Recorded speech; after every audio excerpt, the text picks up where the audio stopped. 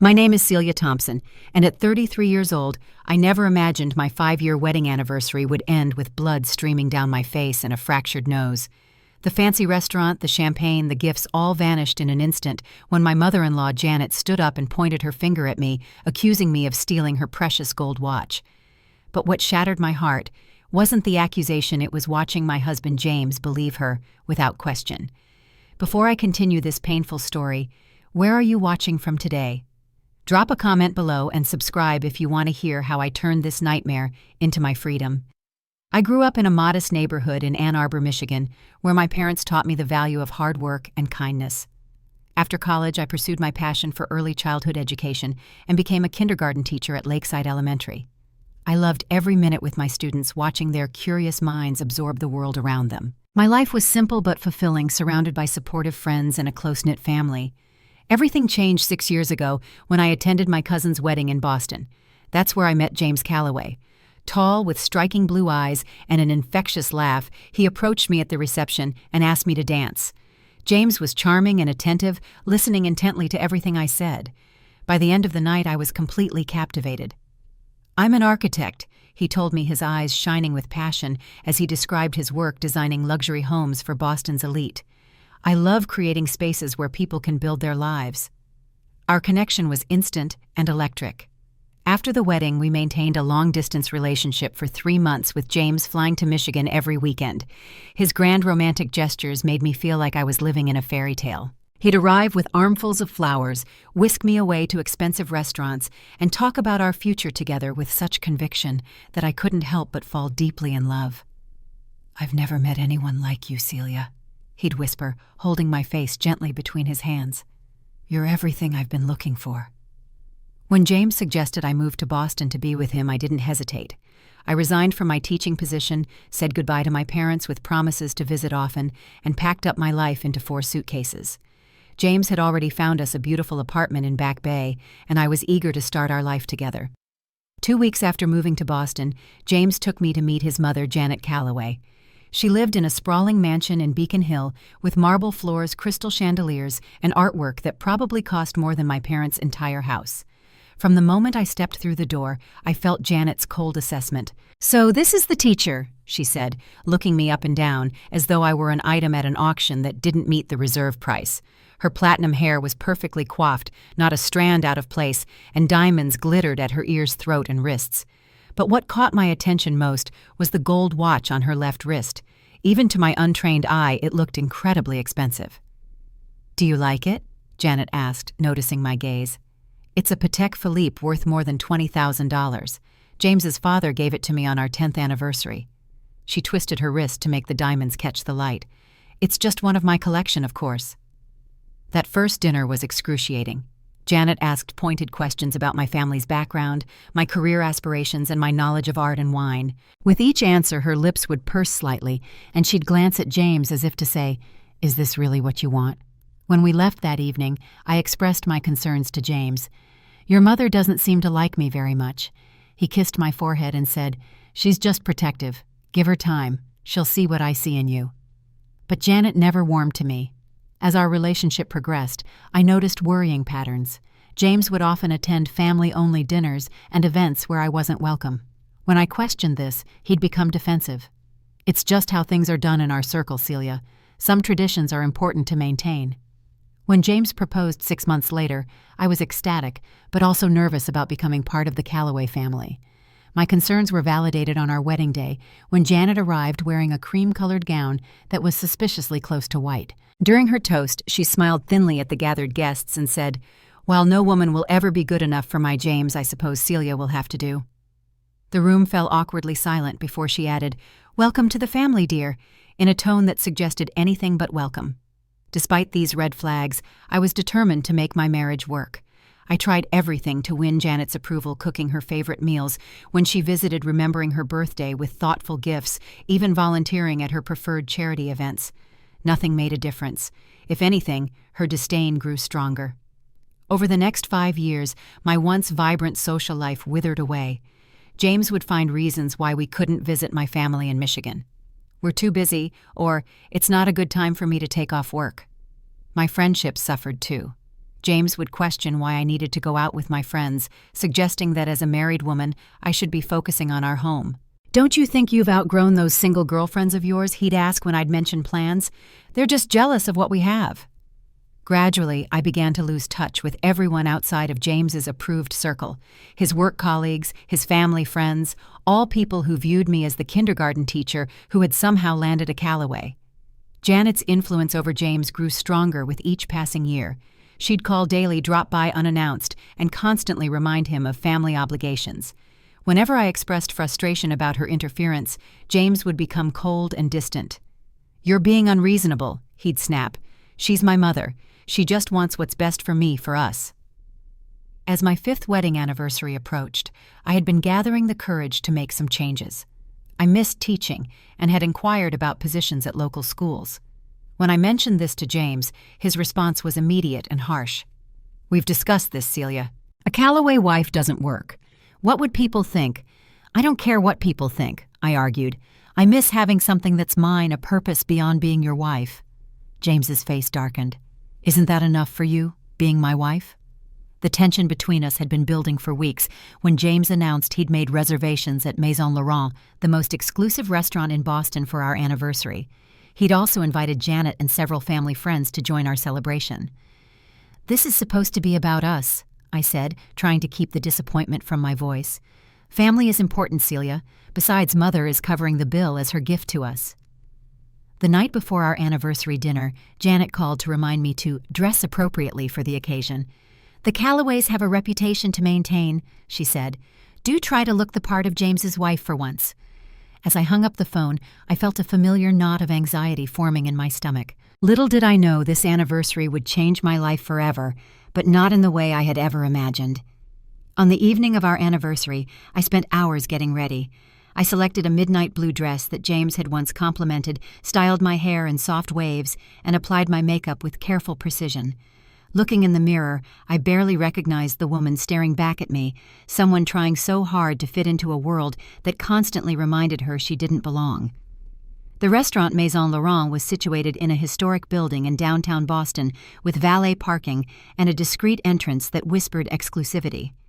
The maitre d' greeted James by name and escorted us to a private dining area where Janet was already seated, surrounded by her friends and several Callaway relatives. "You're late," Janet said, checking her gold watch pointedly. Tonight she was wearing her prized Patek Philippe, the crown jewel of her collection. The vintage timepiece glimmered under the chandelier light, its diamond-encrusted face catching every ray. "Traffic was heavy," James explained, pulling out my chair with practiced politeness. I noticed he didn't kiss me or wish me happy anniversary in front of the group. "Well, now that you've finally arrived, we can order some decent champagne." Janet signaled to the waiter with an imperious flick of her wrist. "The Dom Perignon Rosé, 2008. As the evening progressed, I felt increasingly out of place. Janet held court at the table, regaling everyone with stories of her recent trip to Monaco and the celebrities she'd encountered. James kept checking his phone under the table, his attention clearly elsewhere. When I placed my hand over his, he pulled away subtly, offering a distracted smile. "So, Celia," Janet's voice cut through my thoughts. "James tells me you've been thinking about going back to teaching kindergarten." The way she said kindergarten made it sound like I'd expressed interest in professional dumpster diving. "Yes, I miss working with children," I replied, keeping my voice steady. Janet laughed, a brittle sound that held no warmth. How quaint. Though I can't imagine why anyone with access to the Callaway resources would choose to spend their days wiping runny noses. Her friends tittered appreciatively, while James studied his menu with sudden intensity. "I find teaching fulfilling," I said quietly. "It gives me purpose." "Isn't being James's wife purpose enough?" Janet's eyes narrowed slightly. "Some might consider it a full-time job keeping up with the demands of a man in his position." Before I could respond, a server arrived with our appetizers. As he leaned between Janet and me to place a plate, my water glass tipped over, sending ice water cascading across the pristine tablecloth and splashing onto Janet's designer dress. "Oh!" she shrieked, jumping to her feet. "Look what she's done." "I'm so sorry." I began grabbing my napkin to help clean up. "It was an accident." "Was it?" Janet hissed, dabbing at her dress dramatically. "You've always been clumsy, haven't you? Or perhaps just careless about other people's possessions." James stood up immediately, hovering over his mother. Are you all right? Is your dress ruined?" He turned to me, his expression cold. "Celia, you need to be more careful. This dress probably cost more than you made in a month as a teacher." The server apologized profusely, though it had clearly been an accident that wasn't his fault either, and quickly changed the tablecloth while Janet continued to make a scene. "I need to freshen up," I murmured, my cheeks burning with humiliation. I made my way to the restroom, fighting back tears. In the elegant marble bathroom, I stared at my reflection, wondering how I'd become this person, someone who walked on eggshells in her own life. I splashed cool water on my wrists, a trick my mother had taught me for calming down. Just as I was about to return to the table, the bathroom door opened. I caught a glimpse of Janet's platinum hair in the mirror before she paused, seemed to change her mind, and retreated. Taking a deep breath, I composed myself and headed back to our anniversary dinner, unaware that I was walking into a carefully laid trap. As I approached our table, something felt off. The atmosphere had shifted, becoming charged with a strange tension. Janet was standing, her face a mask of distress, her right hand clutching her bare left wrist. "It's gone," she wailed, her voice carrying across the restaurant. "My watch is gone." The other diners at our table looked confused, some half standing as if to help search. "When did you last have it?" James's cousin Margaret asked, peering under the tablecloth. "I had it just minutes ago," Janet said, her voice trembling with what I would later recognize as fake emotion. "Before I went toward the ladies' room." A waiter approached, concerned. "Madame, we can alert security and check the floor." Janet shook her head slowly, her eyes never leaving my face, as I stood frozen at the edge of the table. "That won't be necessary." The silence stretched for one beat, then two. Every person at the table seemed to be holding their breath. Then Janet's finger shot out, pointing directly at me. "You're the thief!" The accusation exploded from her lips. "You stole my watch while I was distracted." The restaurant went silent. 20 pairs of eyes turned to stare at me in unison. "What?" I gasped, genuinely confused. "No, I didn't take anything." Janet's face contorted with rage. "Don't lie. You've always been jealous of what I have. You went to the bathroom just before me. You must have taken it then." James stood up slowly, his face transforming from confusion to thunderous anger as he looked at me. The speed with which he accepted his mother's accusation was like a knife to my heart. "Celia," his voice was dangerously quiet, "just give it back and we can forget this happened." "I don't have it," I insisted, my voice shaking. "I never touched her watch." Janet stepped closer, her perfectly manicured fingers still pointing at me. "Empty your purse. Now." My hands trembled as I opened my small clutch, turning it upside down on the table. Out tumbled my lipstick, phone, a tissue, and a small anniversary card I'd written for James. No watch. "She must have hidden it," Janet announced to the now captivated restaurant. "Check her pockets, her dress." James grabbed my arm roughly. "Stop making a scene and just tell us where it is." "I don't have it." Tears sprang to my eyes. "I would never steal anything, especially not from your mother." Janet laughed coldly. "Oh, please. You've resented me from day one. You've been trying to turn James against me for years. Taking my watch is exactly the kind of vindictive thing you'd do." Other diners were openly watching now, whispering behind their hands.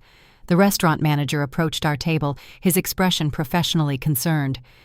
"Is there a problem here that we can help with?" he asked quietly.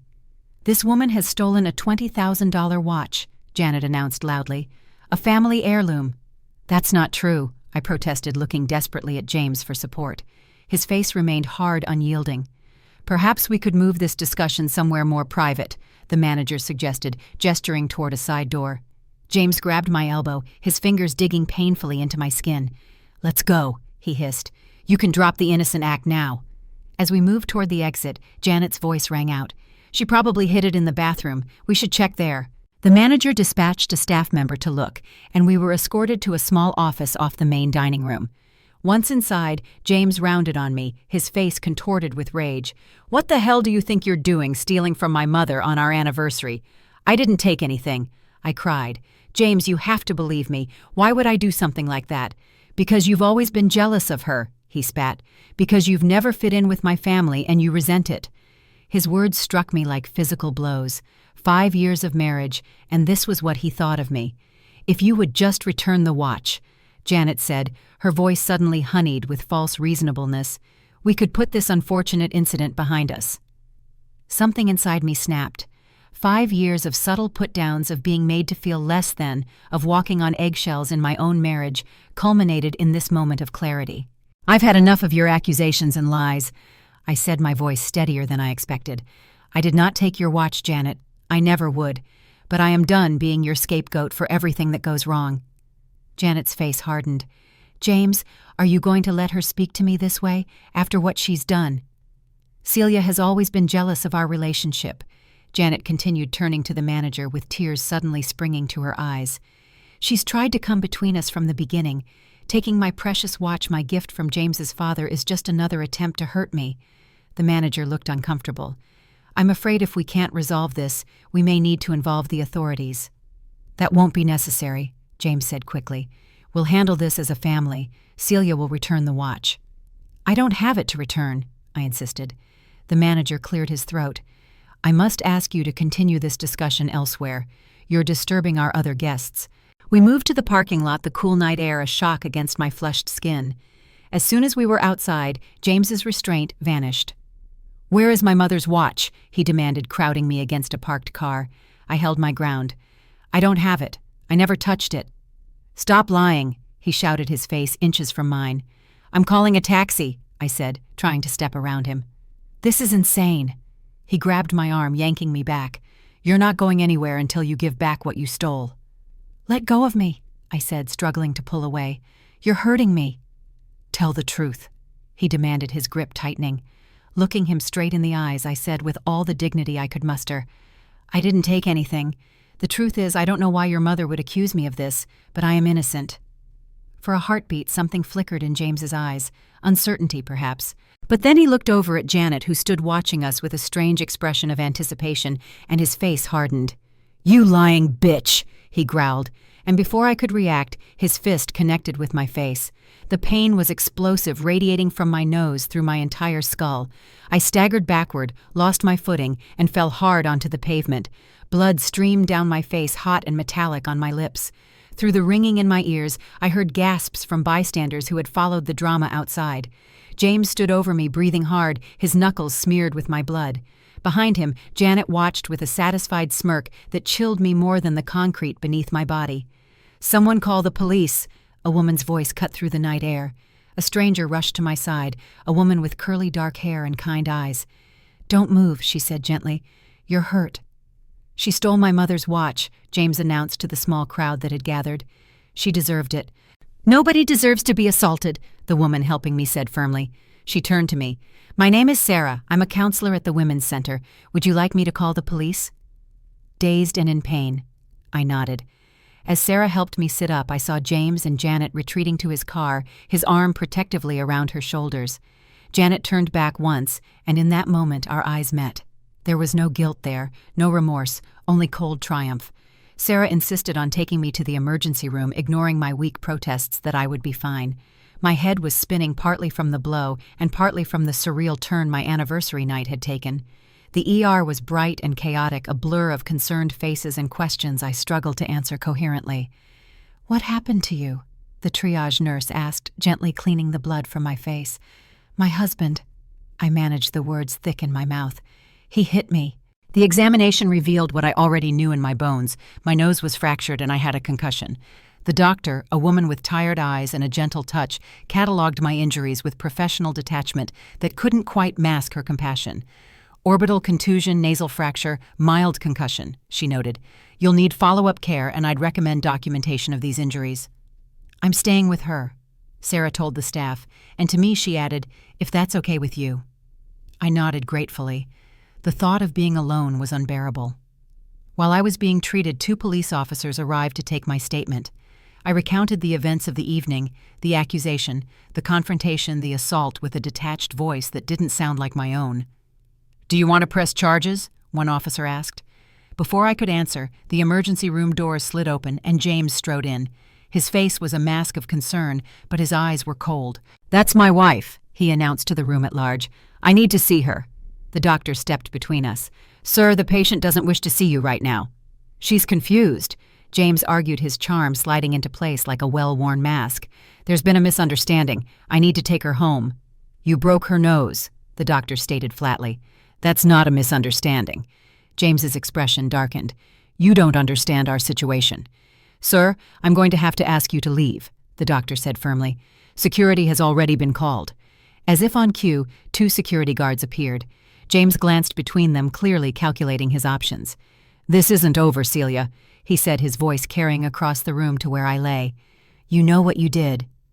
After he was escorted out, I checked my phone to find 17 missed calls and 32 text messages from James, his mother, and various Calloway family members. The messages ranged from demands to return the watch to threats about what would happen if I went public with false accusations against James. "You can't go home tonight," Sarah said, reading the messages over my shoulder. "Do you have somewhere safe to stay?" I shook my head. My friends in Boston were really James's friends. My family was hundreds of miles away in Michigan. "I have connections with a hotel that works with the Women's Center," Sarah offered. "They'll give you a room, no questions asked, no name registered." That night, in a sterile hotel room with ice on my swollen face, I watched my marriage crumble in real time through the relentless ping of incoming messages. James alternated between rage manipulation and false concern. "If you just admit what you did and return the watch, we can work through this," one message read. Another, "You're making me look bad. Stop this childish behavior and come home." I turned off my phone, unable to bear any more. In the silence of the room, the reality of my situation began to sink in. My husband had physically assaulted me in public.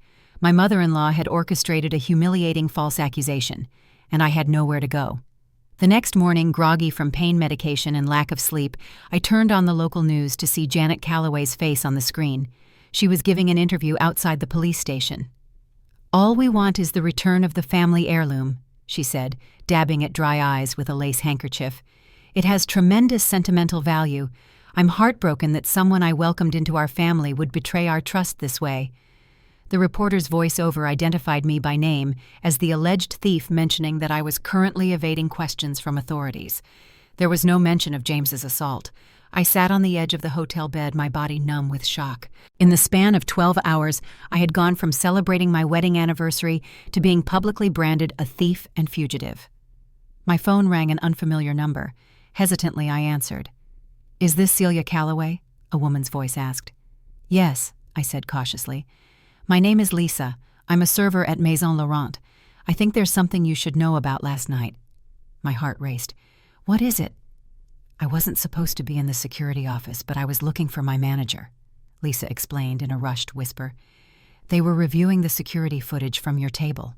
Mrs. Calloway, she took off her own watch and put it in her purse before she accused you. I saw it clearly on the video." A wave of validation washed over me. "You saw her hide her own watch?" "Yes, and so did my manager.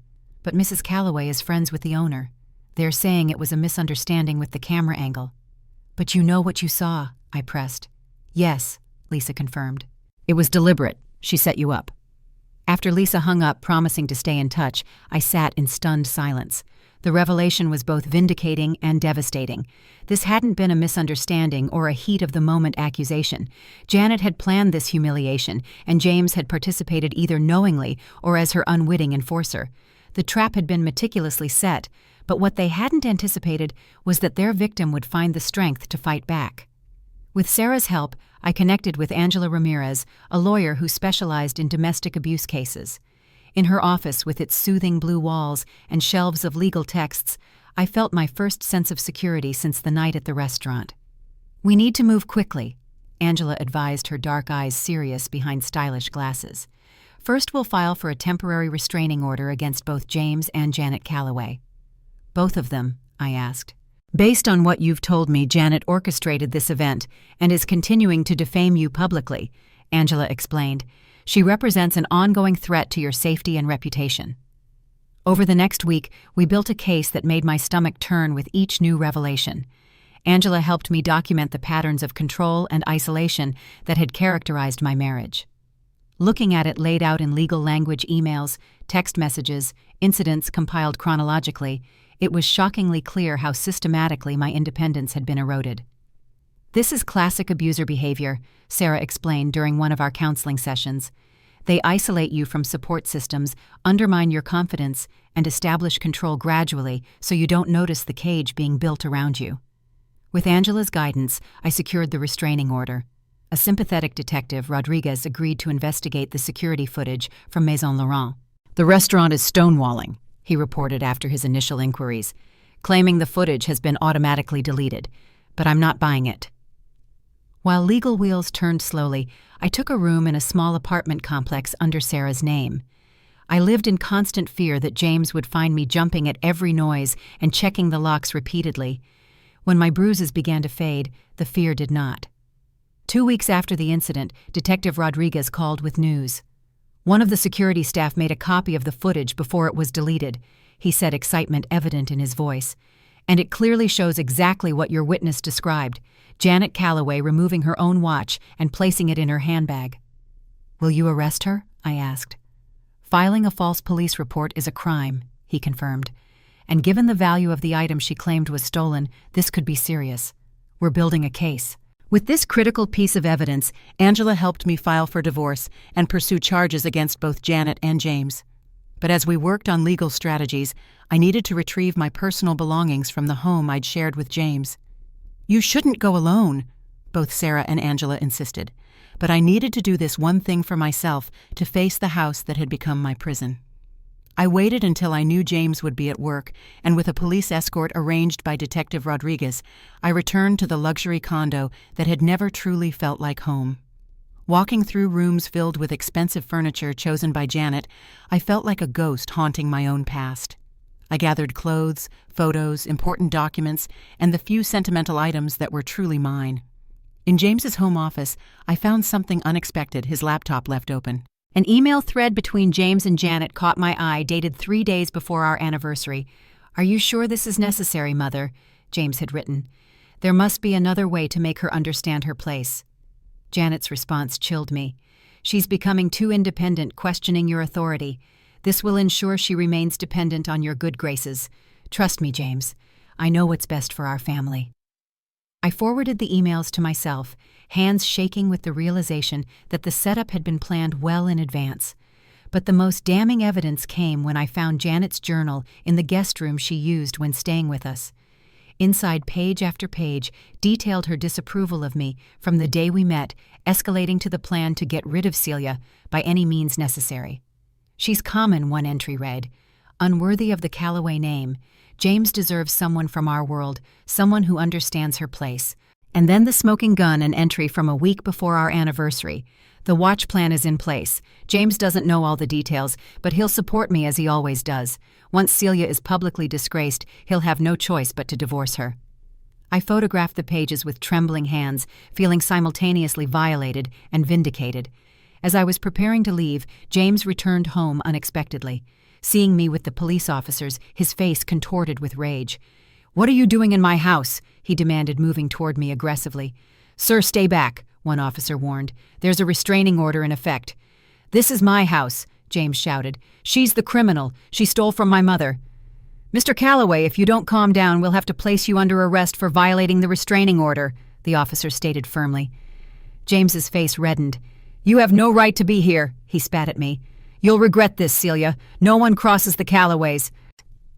As the officers escorted him outside to calm him down, I quickly gathered the last of my belongings. Through the window I watched as James continued to rage, ultimately being handcuffed and placed in a police car when he attempted to push past the officers to get to me. That evening I learned that Janet had been busy contacting mutual friends and acquaintances, spreading stories about my mental instability and vindictive nature. According to her, I had fabricated the assault to cover up my theft, and James was the real victim of my manipulation. "This is actually good for our case," Angela assured me. "She's digging herself deeper with every false statement." But the public humiliation was taking its toll. I couldn't shop for groceries without feeling judging eyes on me. Local news outlets had picked up the story of the society theft, painting me as a gold digger who had targeted the Calloway fortune.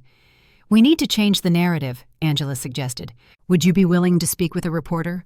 Someone who will tell your side fairly?" The thought terrified me, but I agreed to meet with Diana Chen, an investigative reporter known for exposing corruption among Boston's elite. When I showed her the evidence I'd collected, Janet's journal, the emails between mother and son, and most damning of all, the security footage that Detective Rodriguez had secured, she was visibly shocked. "This is beyond a domestic dispute," Diana said, reviewing the materials. "This is a calculated character assassination." 2 days later, the headline broke, Callaway conspiracy security footage reveals socialite, faked theft son, assaulted innocent wife. The article laid out the entire sordid story, including stills from the security footage showing Janet slipping her watch into her purse moments before accusing me. Diana had also spoken with former household staff who confirmed Janet's controlling behavior and James's volatile temper. The public response was immediate and overwhelming. Overnight, I went from villain to victim in the public eye. Janet issued a hasty statement claiming a misunderstanding about the watch's location, but the damage to her reputation was done. "This isn't over," Sarah warned me. "People like the Callaways don't give up easily."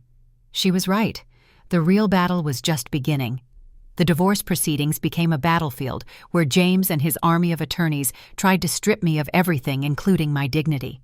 Despite the public evidence of his assault and his mother's deception, he fought viciously, claiming I had manipulated and provoked him. "He's offering a settlement," Angela informed me during a strategy session. $50,000 if you sign a non-disclosure agreement and drop all charges. I didn't hesitate. No, I won't be silenced. What I hadn't expected was the support that began to materialize. James's sister Alexandra reached out to me through Angela. We met at a quiet cafe outside the city where she sat with sunglasses hiding her face and a scarf covering her distinctive Callaway blonde hair. "I believe you," were her first words to me. Janet did the same thing to my husband before I married him. She claimed he stole a pair of cufflinks.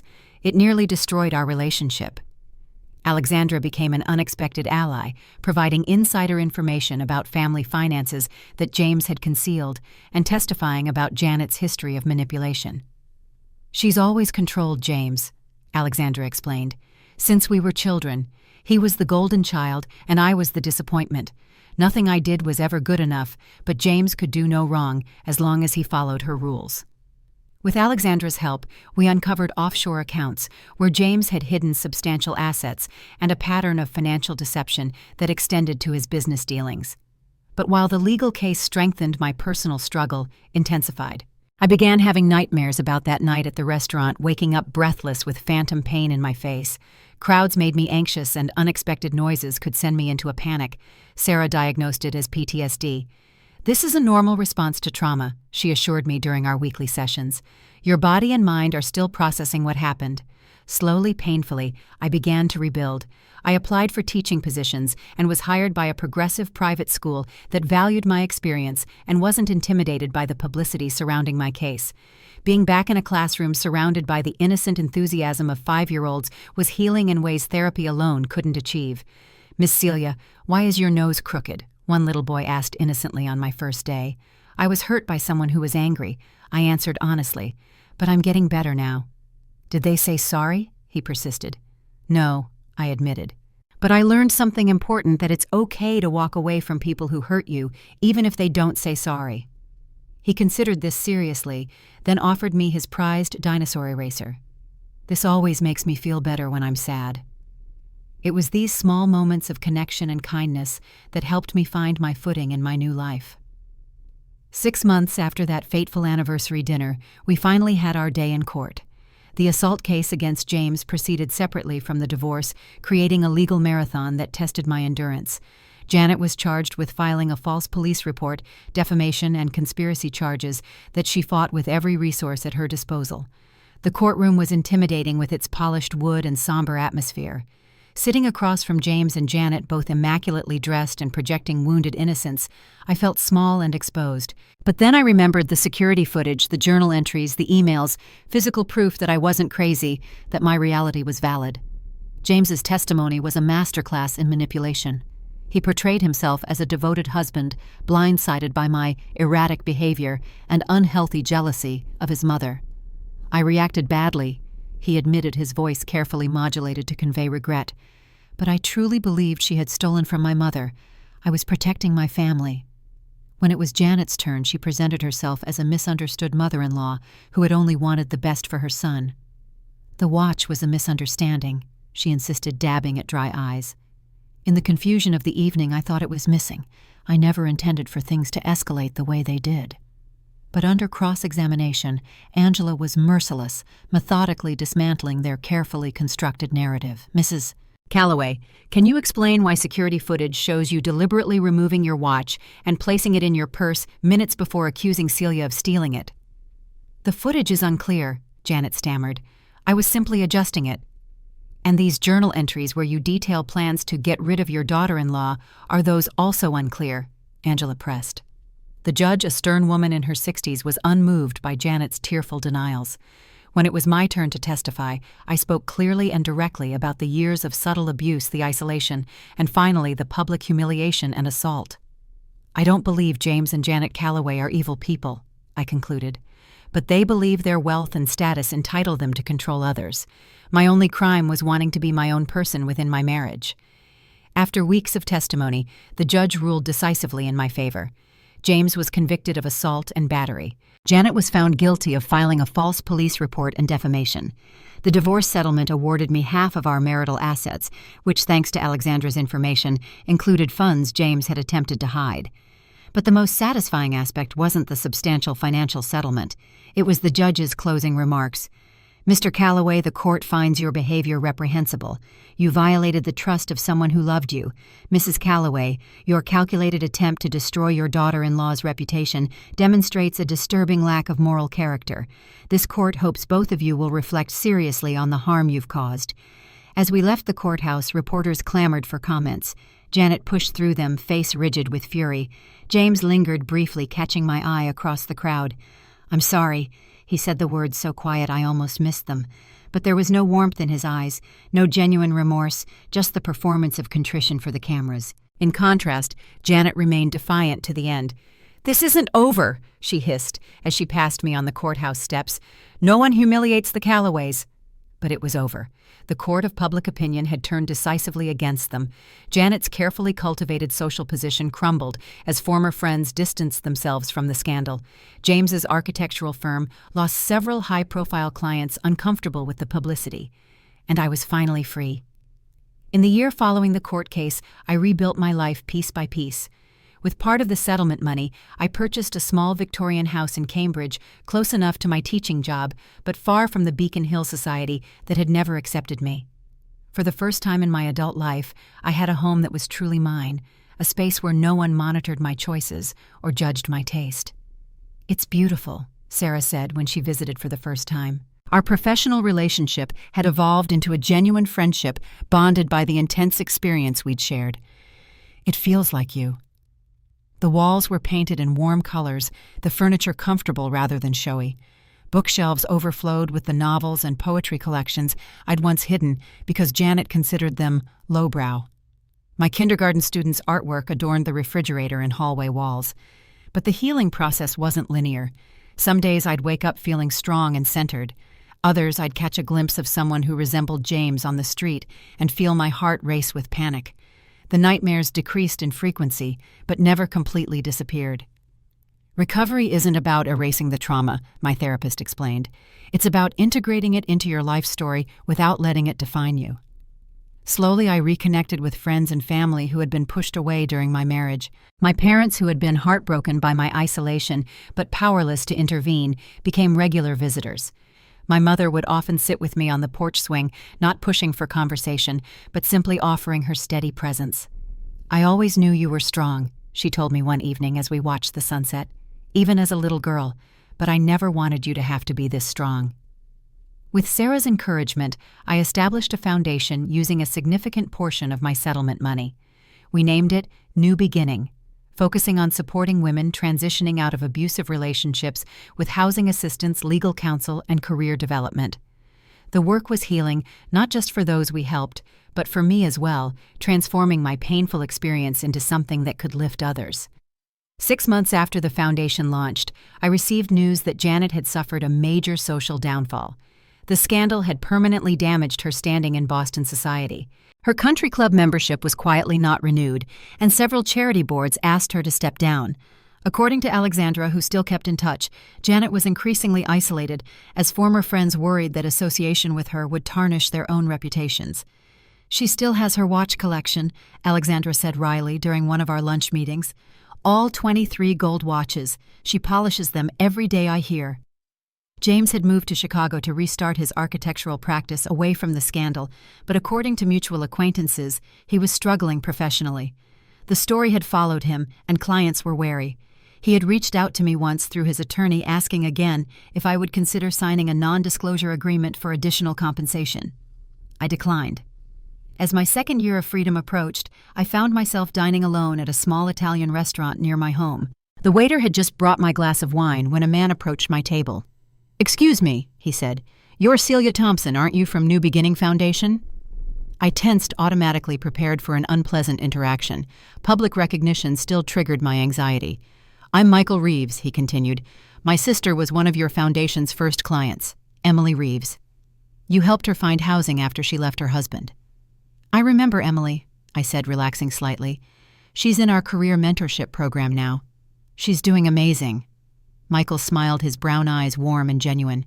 "She talks about your foundation all the time. You literally saved her life." We spoke for a few more minutes about Emily's progress. There was something refreshingly direct about Michael. No agenda, no manipulation, just sincere gratitude for his sister's second chance. "I don't mean to interrupt your dinner," he said finally. "I just wanted to say thank you." As he turned to leave, I surprised myself. "Would you like to join me if you don't have other plans?" Michael hesitated, then smiled. "I'd like that." Over dinner, I learned he was a high school history teacher with a passion for jazz and terrible puns. He listened more than he spoke, asked questions without presumption, and laughed easily. By dessert, the knot of tension I carried between my shoulders had loosened. "Can I be honest?" Michael asked as we split a tiramisu. "I recognized you from the news stories last year. What you did taking on the Callaways, starting your foundation, that took real courage." "It didn't feel like courage at the time," I admitted. "It felt like survival. Sometimes they're the same thing."